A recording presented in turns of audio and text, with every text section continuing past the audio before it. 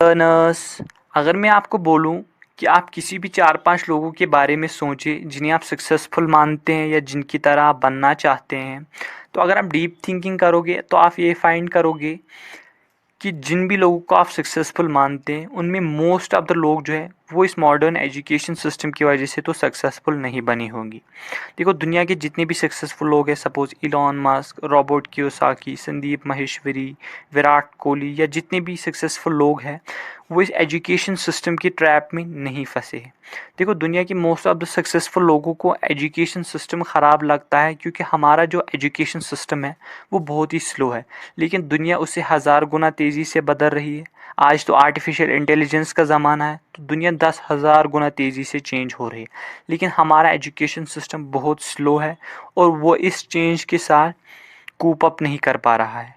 Schools हमें अपनी सारी लाइफ वो चीज़ें सिखाती है जो हमें प्रैक्टिकल लाइफ में कभी काम ही नहीं आती है मोस्ट ऑफ द केसेस में, लेकिन वो चीज़ें कभी नहीं सिखाती जो हमें प्रैक्टिकल लाइफ में काम आती है, जिसका सबसे बड़ा एग्जांपल है फाइनेंशियल एजुकेशन।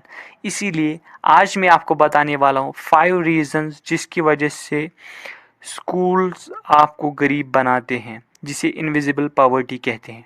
पहला, पुनिशिंग स्टूडेंट्स फॉर मेकिंग मिस्टेक्स।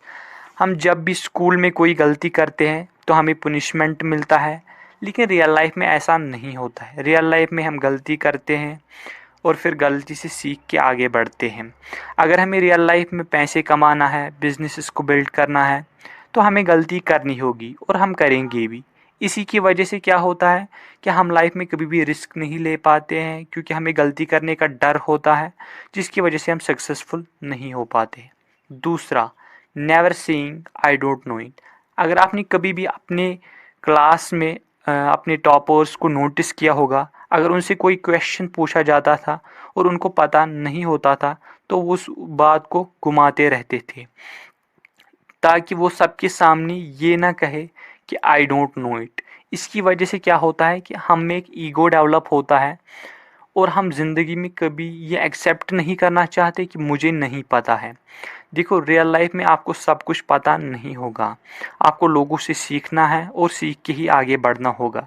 इसकी वजह से क्या होता है कि हम लाइफ में कभी कुछ सीख नहीं पाते हैं, जिसकी वजह से हम लाइफ में ना तो फाइनेंशियली और ना बाकी एरियाज़ में डेवलप हो पाते हैं। तीसरा, viewing cooperation as cheating. School में अगर आप साथ में कोई क्वेश्चन करते हो या कोई प्रॉब्लम सॉल्व करते हो तो उसे वहाँ पे चीटिंग का नाम दिया जाता है, लेकिन रियल लाइफ में ऐसा नहीं होता है। रियल लाइफ में आपको लोगों के साथ कोऑपरेट करके काम करना होता है। अगर आप बिजनेसेस बिल्ड करते हैं, कंपनी बिल्ड करते हैं, तो उसमें एक टीम वर्क की बहुत ज़्यादा नीड होती है।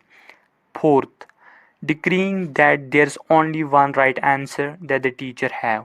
स्कूल में आपको हमेशा ये बोला जाता है कि आपके क्वेश्चन का, आपकी प्रॉब्लम का सिर्फ एक ही राइट आंसर है जो आपके टीचर के पास है, लेकिन रियल लाइफ में ऐसा नहीं होता है। रियल लाइफ में एक प्रॉब्लम के कई अलग अलग आंसर्स हो सकते हैं और इसकी वजह से क्या होता है कि हम अपनी लाइफ में जो डिफरेंट लोगों के पर्सपेक्टिव है उनको जानने, उनको समझने का वो माइंडसेट खो देते हैं, जिसकी वजह से हम लाइफ में पीछे रह जाते हैं।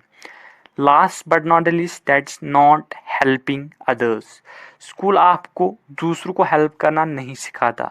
स्कूल आपको हमेशा यही सिखाता है कि लड़ो, एक दूसरे से compete करो, लेकिन रियल लाइफ में अगर आपको सक्सेसफुल होना है, आपको हैप्पी रहना है, आपको फाइनेंशियली सक्सेसफुल होना है, तो आपको दूसरों को हेल्प करना होगा।